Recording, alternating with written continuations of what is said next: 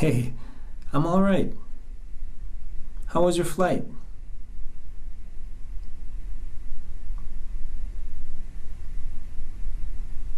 You're in Singapore or Shanghai.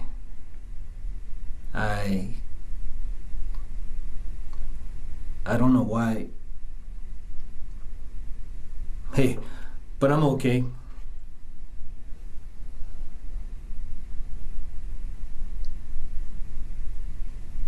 I heard he was from Austria or Australia. A successful guy. Not a failure. He's a CEO or a CFO or I don't know. But I want to let you know I'm okay. I got a job. I work downtown.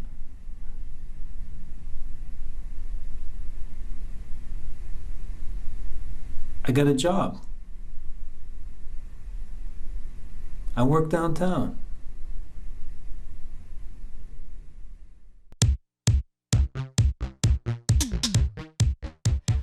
I'm Deval Patrick. I've just been elected to serve as your governor, and you are watching Cambridge Community Television.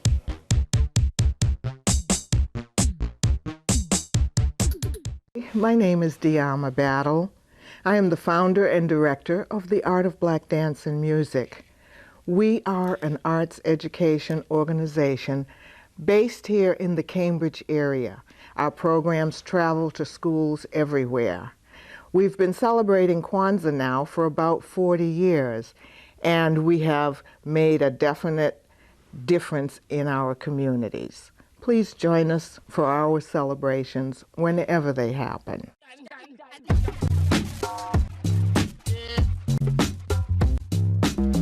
Hi, I'm Amy Goodman, host of Democracy Now!, your daily unembedded international independent grassroots news hour. You're watching Cambridge Community Television, the #1 public access media center in this country.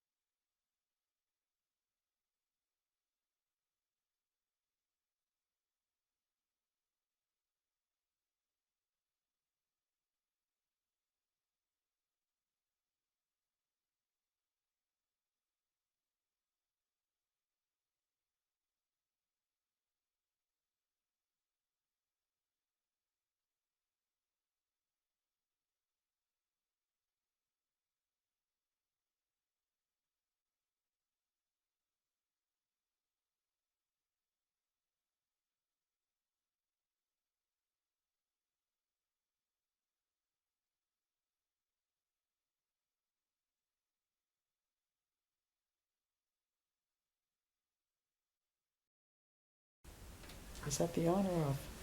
We're good. Okay. Welcome, Marc McGovern. Hello.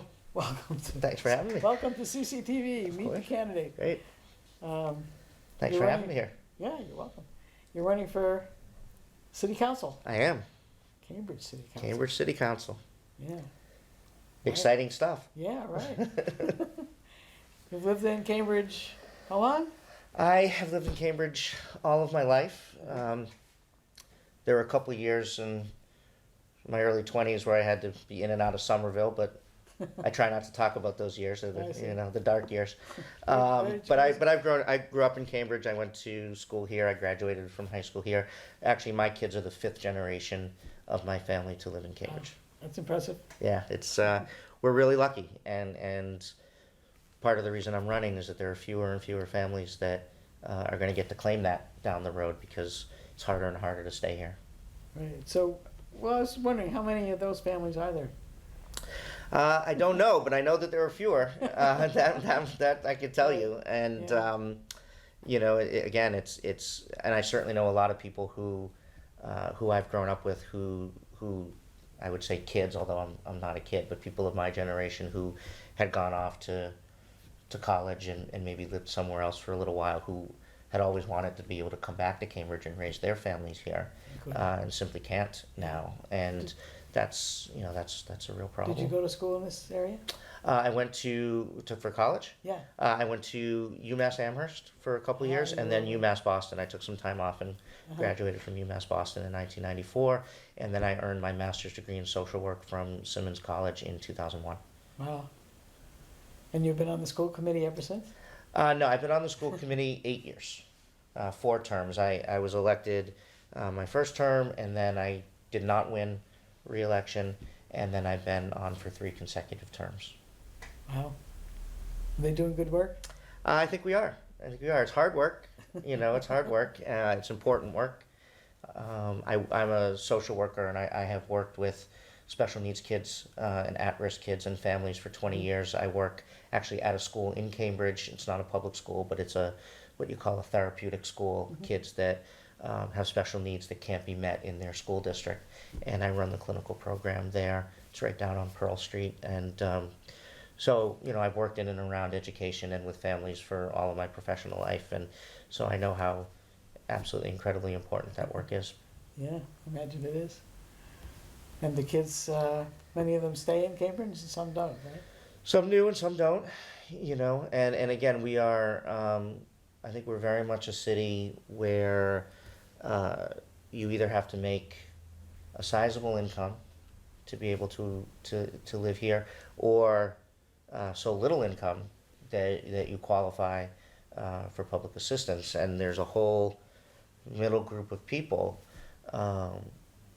that really can't stay in the city for too long. And I use myself as an example and my family as an example. If we were not in the home that my great-grandfather purchased almost 100 years ago, we could not afford to raise our family here. Yeah. And we're not low income, but we're certainly not high income, and we would be priced out of the city. And I know how lucky I am to have that. And part of the reason I'm running is because I know a lot of people aren't that lucky to have that, and I would be in a really different situation if not for my great-grandfather. And I want to work to help others, be able to stay here and set down roots here, and so that somebody else will be sitting here and saying, I'm a 5th-generation Canterbridgian, and that, or 4th generation. So it's really, it's almost at a crisis level in our city, I think so. So what do you think we have to do that? Well, right now the demand for housing in Cambridge exceeds the supply. So lots of people want to live here. Yeah. And why wouldn't you, right? This is an absolutely fabulous city to live in, and so a lot of people want to live here, and that helps to drive prices up. And so what we need to think about, I think, is, first of all, we have to think about sort of what do we consider affordable. And so right now, you qualify for affordable housing stipends and support if you're at about 80% of the median income. What is that in numbers? So that, I should probably know what the number is off the top of my head, but it's for Cambridge, it's not a lot, right? And it's a lot if you lived in Tennessee or Iowa or Alabama, but to live in this area, it's not a lot. And so, we have to think about who qualifies for the programs that we have. So that's one issue. So how do we increase the opportunity for more people to get assistance to be able to stay here. And then you have to, I think, increase the stock, the housing stock. And when you're doing that, you have to be really intentional about what is the housing stock that you're increasing. Some of them will be market value apartments and you know, in units.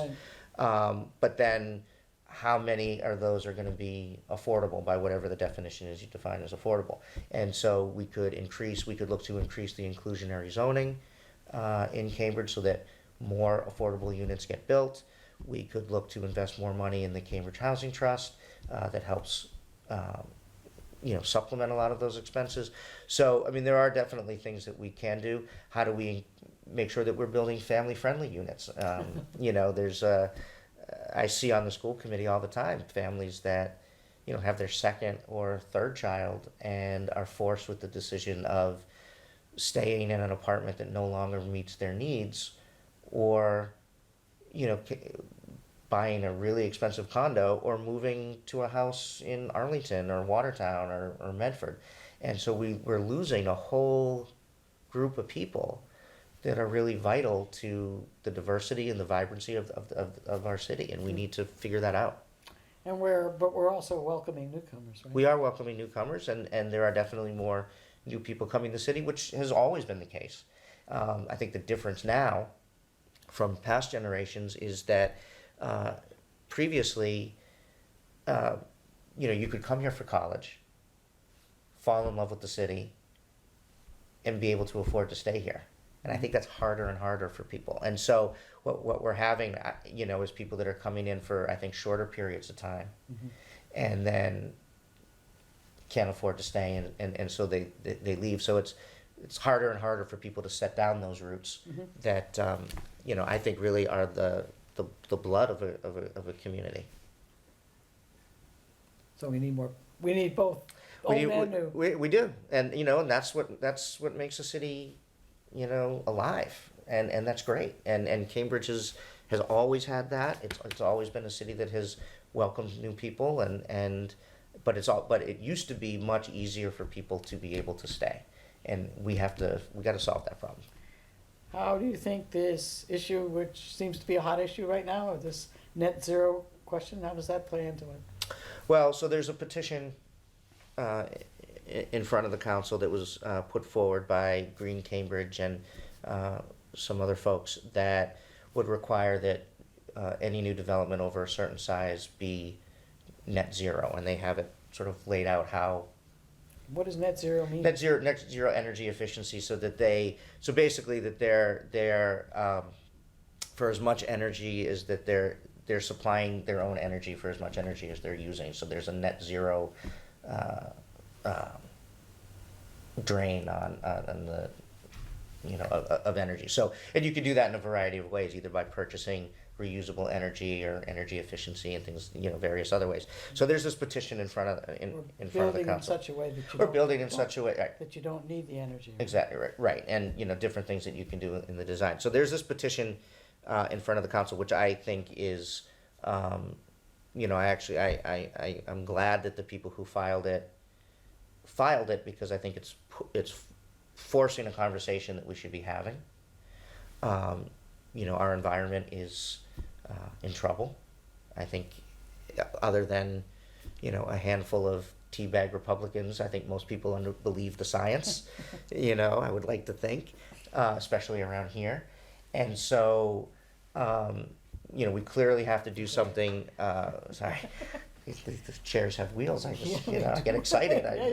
You know, so we clearly have to do something and do our part, right? Well, Cambridge isn't going to solve the energy crisis or the global warming, but we could certainly do our part and be a leader. And in many ways, we have been already. So there's this petition that's out there.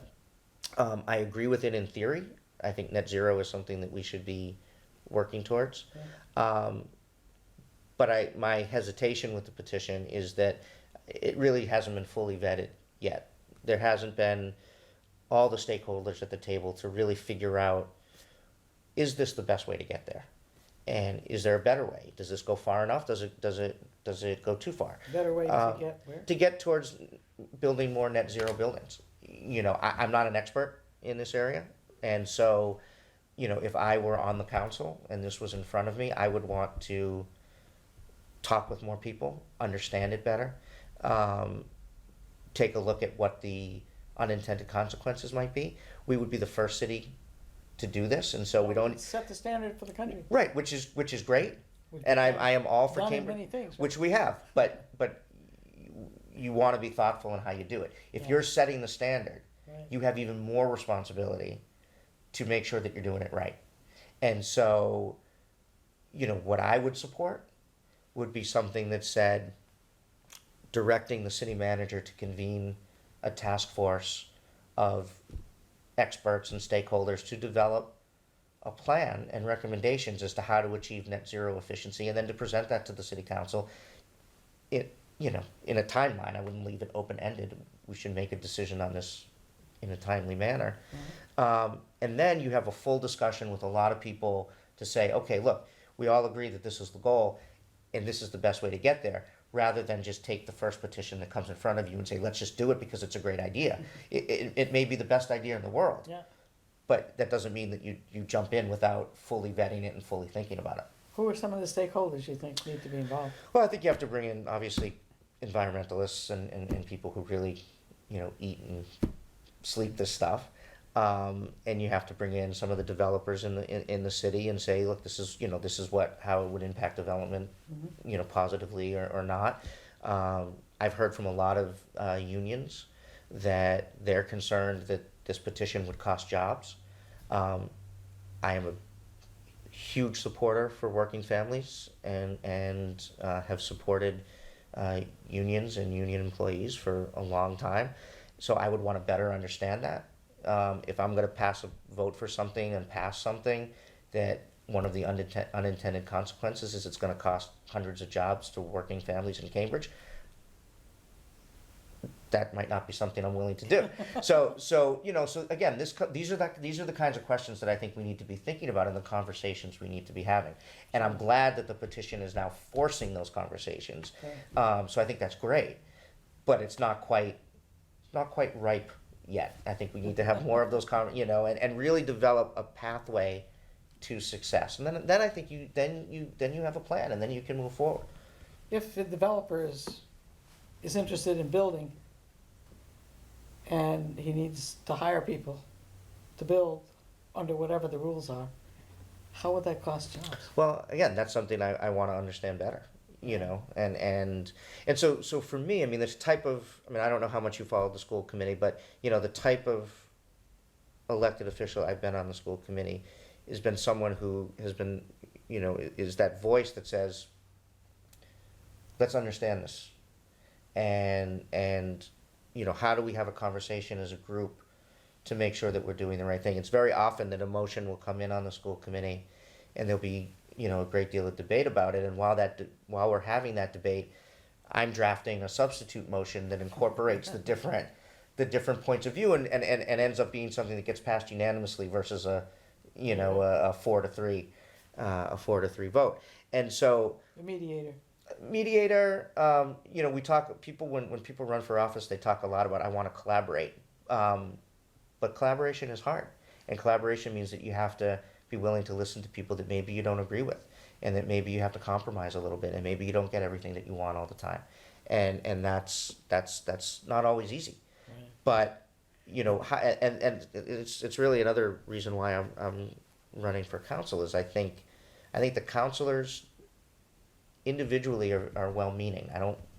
I know how hard the job is. I don't think anybody serving on the school committee or the city council is doing it because they have evil motives. I mean, I think they all want to make this city a better place in the way that they see it. I might agree with that sometimes I might not. Right. But I think that they're all well-meaning and want to do the right thing. Unfortunately, I think what sometimes happens on the council is that personality conflicts get in the way, and I think there's a lot of you know, you didn't vote for something that I put forward last week, so I'm not going to vote for what you put forward this week. And you know, that's we got to figure out how to work better together, because that doesn't help the city. And I know, and I know that the people there really want the city to be a great place to live. Sure. But you have to figure out how do you work as a group? It's not just one individual. This isn't about Marc McGovern being the only city councilor and I'm going to get to do everything that I want all the time. I'm going to be one of 9, hopefully, right? And I have to figure out how to work with those other members so that I can be effective and that we can really make this city even greater than it is. And that's a hard thing to do when you have 9 people that all feel that, they have the answer. So I have that experience, and that's something I think that actually sets me apart from some of the other challengers in this race. I'm the only one with 8 years of elected service. I know how to navigate the political waters of Cambridge. I know how to build consensus. I know how to work with people to get policy passed. And with 2 very experienced city councilors leaving, with Marjorie Decker not seeking re-election and the Mayor Davis not seeking re-election, I think it's real important that one of those seats is filled, at least one of those By seats, you. by someone who has the experience I to know. really step in and get things done and knows how to do that, because it's not easy. So I think I bring something to the table that other Have folks you don't. worked with the city manager? Yeah, I mean, we on the school committee don't work as directly with the city manager, obviously, as the council does.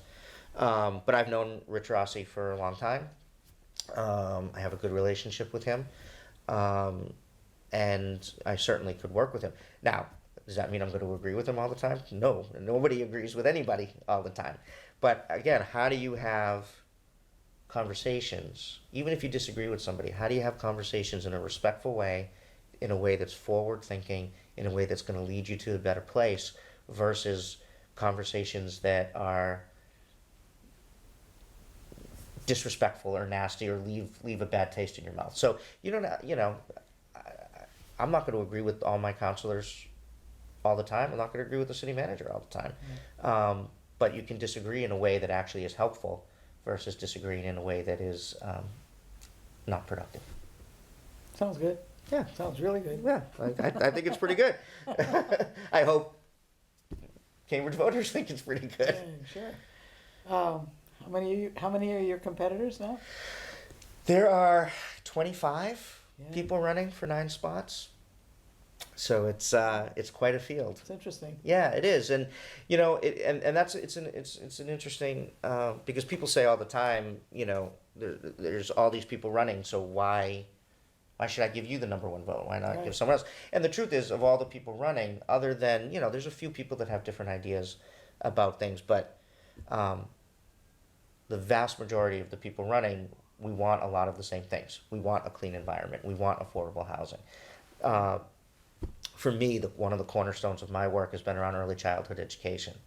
And I want Cambridge to be a beacon for affordable, high-quality early childhood education. I want every child 0 to 3, 0 to 4 in Cambridge to have access to a high-quality early childhood experience. And that's going to really benefit our schools. So most people aren't going to disagree with that. So how do you make your choice? And that's where I think it comes down to things like, because you only get one number 1 vote, and that's where I think it comes down to things like commitment, experience, proven record.